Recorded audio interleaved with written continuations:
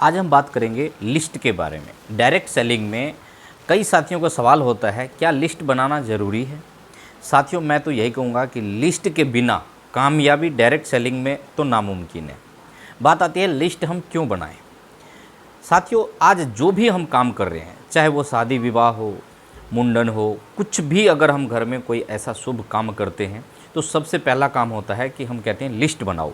किसको इनवाइट करना है, किसको इनवाइट नहीं करना है, तमाम चीज़ का हर जगह लिस्ट का एक बहुत बड़ा अहम भूमिका निभाते हैं।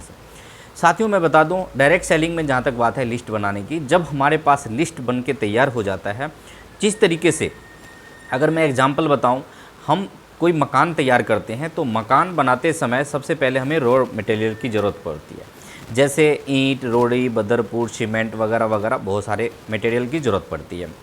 जब हमारे पास मटेरियल आ जाता है, जब तक मटेरियल नहीं आता है तब तक हम डिले करते हैं काम को, लेकिन जैसे ही हमारे पास मटेरियल आ जाता है वैसे ही हम तैयारी करते हैं। क्या, चलो मिस्त्री को तैयार करते हैं, लेबर को तैयार करते हैं, यानी कि मकान बनाने के लिए हम लोग जो चीज़ करना होता है वो हम इमीडिएट फटाफट करना शुरू कर देते हैं।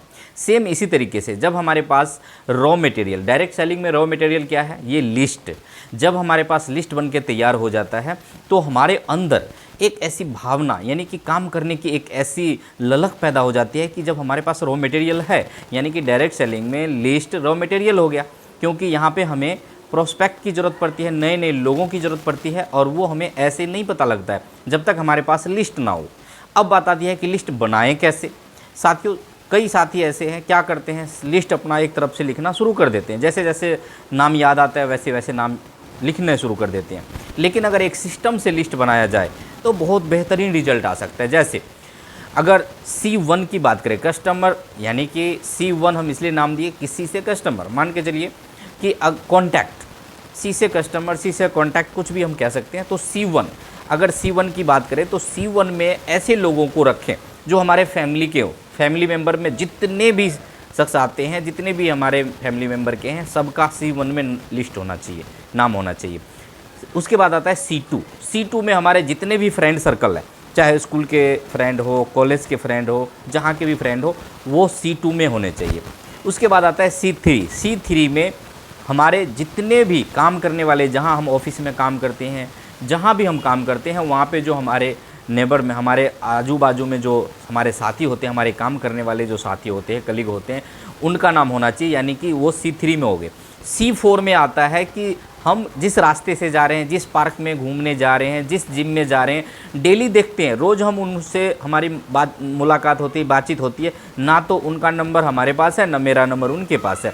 तो C4 में ऐसे शख्स का नाम होना चाहिए जो डेली हम मिलते हैं, चाहे हमारे नेबर हो, हमारे गली के हैं, हमारे जिम, जहाँ भी हम जाते हैं, दूध वाले, सब्जी वाले, जहाँ भी है, डेली हम मिलते हैं, लेकिन उनका कॉन्टैक्ट नंबर हमारे पास नहीं है। तो C4 में ऐसे लोगों का नाम आना चाहिए। उसके बाद आता है C5।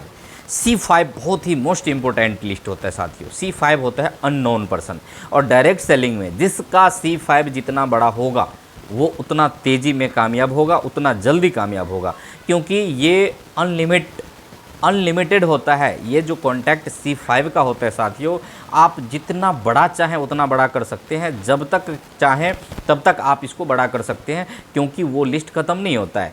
C5 में ऐसे लोग होते हैं, हम कहीं पे ट्रैवल कर रहे हैं, बस, ट्रेन या प्लेन या जो भी, जहाँ भी हम ट्रैवल कर रहे हैं, बस स्टैंड, रेलवे स्टेशन, कहीं पे हम सब्ज़ी लेने गए, कहीं पे हम दूध लेने गए, कहीं पे हम कोई लाइब्रेरी में गए, कहीं भी किसी भी जगह आपका C5 बढ़ सकता है, C5 का लिस्ट बढ़ सकता है। यानी अननोन लोगों का लिस्ट हमें बढ़ाना बहुत ज़रूरी है। C5 जितना बड़ा होता जाएगा उतना तेज़ी में हमारी कामयाबी आएगी और जल्दी आएगी। तो साथियों, इस तरीके से C1 से C5 तक का लिस्ट जिन्होंने नहीं बनाया है और वो डायरेक्ट सेलिंग में बहुत बड़ा करना चाहते हैं, तो वो C1 से C5 तक लिस्ट बना के काम करना शुरू करें। और अगर आपको ये वीडियो अच्छा लगा हो तो मेरे YouTube चैनल डॉक्टर दुर्गानंद को ज़रूर सब्सक्राइब कीजिए, लाइक कीजिए, और अगर अच्छा लगा तो ये शेयर भी करना नहीं भूलिएगा। Thank you.